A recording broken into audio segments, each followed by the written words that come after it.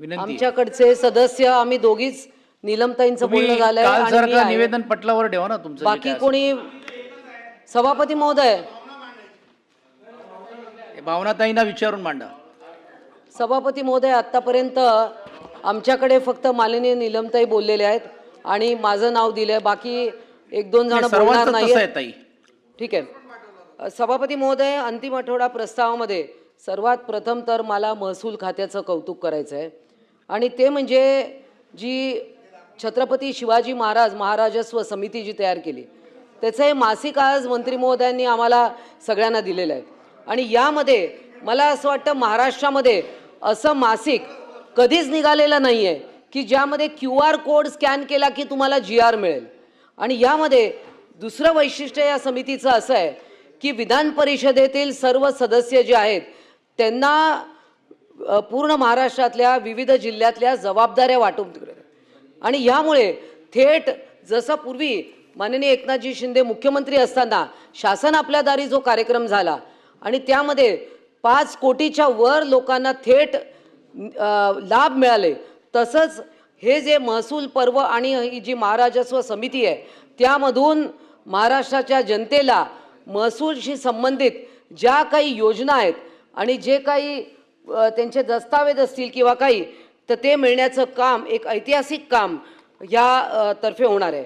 परंतु एकीकडे सरकारचं कौतुक करतोच आहे, परंतु एक उमरेड नगर परिषद उमरेड नागपूर या नगर परिषदेत निवडणुकीपूर्वी अस्तित्वात असलेल्या प्रशासनाने सन 2026 ते 30 या कालावधीकरिता नगर परिषद हद्दीतील निवासी बिगर निवासी व खुल्या भूखंड अशा मालमत्तांच्या भाडे मूल्यांकनावर आधारित वाढीव कर आकारणी करताना नियमानुसार 10 ते 15% भाडेवाढ करणे अपेक्षित असताना 300 ते 900% अशी भरमसाठ भाडेवाढ केली आहे.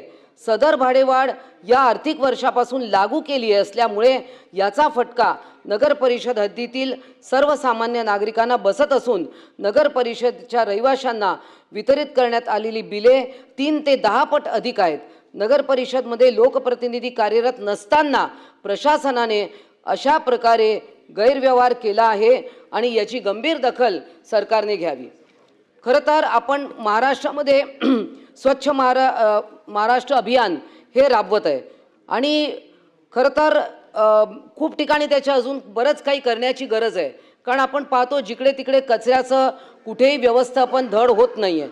भिवंडी शहरासाठी मंजूर असलेल्या घनकचरा व्यवस्थापन प्रकल्पांमध्ये महापालिकेचे वरिष्ठ अधिकारी व कंत्राटदार यांनी संगनमताने मोठ्या प्रमाणात भ्रष्टाचार केल्याची बाब नुकतीच बायोमायनिंग प्रकल्पाच्या निविदा मंजुरीनंतर उघडकीस आली आहे. राज्यभरात बायोमायनिंग प्रकल्पासाठी प्रति टन कचऱ्यावर प्रक्रिया करण्यासाठी 550 इतका दर निश्चित करण्यात आला असतानाही भिवंडी महानगरपालिकेने वरिष्ठ अधिकाऱ्यांनी यामध्ये कंत्राटदारांच्या मार्फत मोठ्या प्रमाणात आर्थिक गैरव्यवहार केल्याचा उघडकीस आलं आहे. 660 रुपये प्रति टन दर इतका देऊन 21 कोटींचे टेंडर हे 28 कोटींना मंजुरी दिल्याची बाब समोर आली आहे आणि त्यामुळे सभापती महोदय इथे सरकारची बदनामी होते. अशा लोकांना तडीस त्यांच्यावर चौकशी लावून त्यांना जेरबंद करावे अशी मी या मागणी करते. सभापती महोदय, आपण गृह खात्यात खूप काही करतंय. आज माननीय देवेंद्र फडणवीस सायबर गुन्हे असतील, महिलांवरील गुन्हे असतील त्याबद्दल खूप सेन्सिटिव्ह आहे. झिरो टॉलरन्सकडे आपण बोलतो, परंतु अशाच वेळा पोलीस खात्याला काळीमा फासणाऱ्या पुणे शहरात पोलीस प्रशासनाकडून गुन्हेगारांना अभय दिले जात असल्याचे दिवसेंदिवस गुन्हेगारीचं प्रमाण वाढतंय. सभापती महोदय, पुणे पोलिसांकडून दाखल गुन्ह्यांमधील आरोपींशी संगनमत करत तपास गंभीर अनियमितता अधिकाऱ्यांचा दुरुपयोग करतायत. त्याच्यामध्ये एक पहिला 2 गोष्टी FIRच्या बाबत मी बोलत आहे. FIR क्रमांक 424/2021 यामध्ये मुख्य आरोपी असलेल्या अतुल बिरट या आरोपीसोबत चतुशृंगी पोलीस ठाण्यात तपासी अधिकाऱ्यांनी संगनमत करत न्यायालयाची दिशाभूल करत समरीचा अहवाल सादर केला आहे. सदर आरोपी हा पोलिसांची आर्थिक गैरव्यवहार करून पोलिसांना मॅनेज करण्यात सराईत असल्याने तत्कालीन पोलीस आयुक्त पंकज देशमुख यांनी स्वतः दाखल केलेल्या अत्यंत संवेदनशील गुन्ह्यात तपासी अधिकाऱ्यांनी फिर्यादीला प्रचंड विरोध असतानाही थेट न्यायालयात बेसमरी केली आहे, याची गंभीर दखल या ठिकाणी घ्यावी. तसेच FIR क्रमांक 76/2025 बंड गार्डन पोलीस स्टेशन येथे दाखल असलेल्या गुन्ह्यात आरोपी विवेक क्षीरसागर आणि मेघना काटेकर यांना वाचवण्यासाठी देखील मुख्य सूत्रधार म्हणून अतुल बिरहट यांचा पोलीस मॅनेज करत आहेत. आणि सदर गुन्ह्यामध्ये एका दिव्यांग महिलेचा केवळ संरक्षणाची ढाल म्हणून वापर करण्यात आला असून तिची बहीण मेघना काटेकर हिला दिव्यांग महिलेची जबाबदारी नको असल्याचे खोटे पालकपत्र प्रमाणपत्र बनवून कोणतीही कौटुंबिक संबंध नसलेल्या विवेक क्षीरसागर या दुसऱ्याच आरोपीसोबत बेकायदेशीर राहण्यास भाग पडले. म्हणजे अशा प्रकारचे गुन्हे पोलिसच ज्याच्यामध्ये इन्व्हॉल्ड आहेत. यात संबंधित दिव्यांग महिलेने विरोध केला असता सदर महिलेवर मानसिक, सामाजिक व कायदेशीर दबाव आणत छळ केलेला आहे. या प्रकरणात देखील पोलिसांकडून आरोपीला वाचवण्याचे प्रयत्न असून न्यायालयामध्ये बेसमरी अहवाल दाखल केला आहे. माझी मागणी आहे सभापती महोदय की याबाबत अत्यंत गंभीर दखल घ्यावी.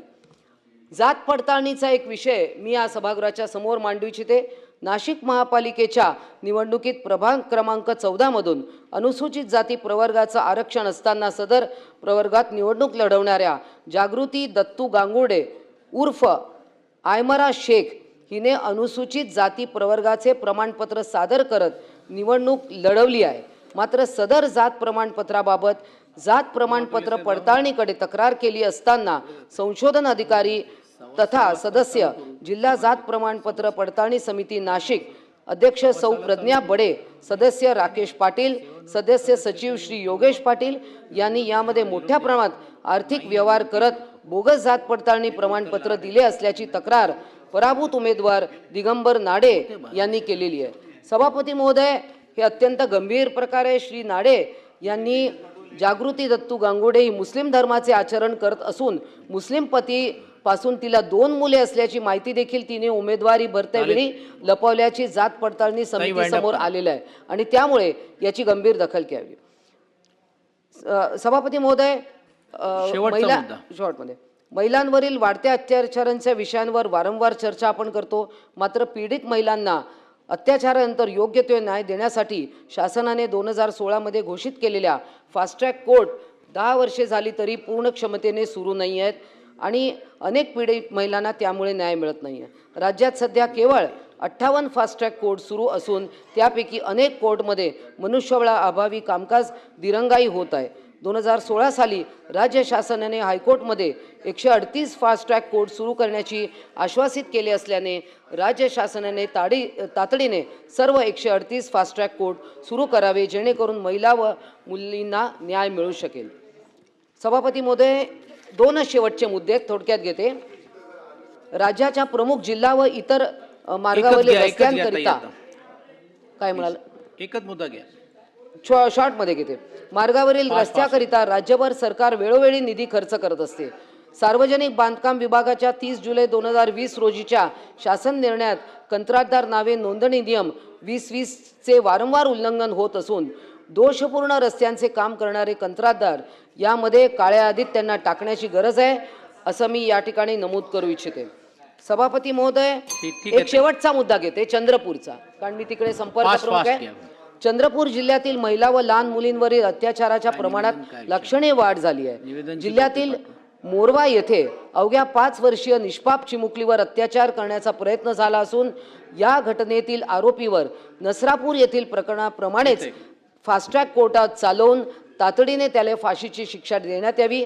तसेच राजुरा तालुक्यातील चुनाळा येथे 17 वर्षीय अल्पवयीन मुलगी 23 जून पासून चंद्रपूर शहर पोलीस स्टेशन हद्दीतील प्रकाशनगर महाकाली कॉलनी परिसरातून 13 वर्षीय अल्पवयीन मुलगी 25 जून पासून अशा विविध मुली या बेपत्ता झाल्या आहेत. याची गंभीर दखल घेऊन तात्काळ कारवाई करावी. विषय मांडला ती झाली का कारवाई?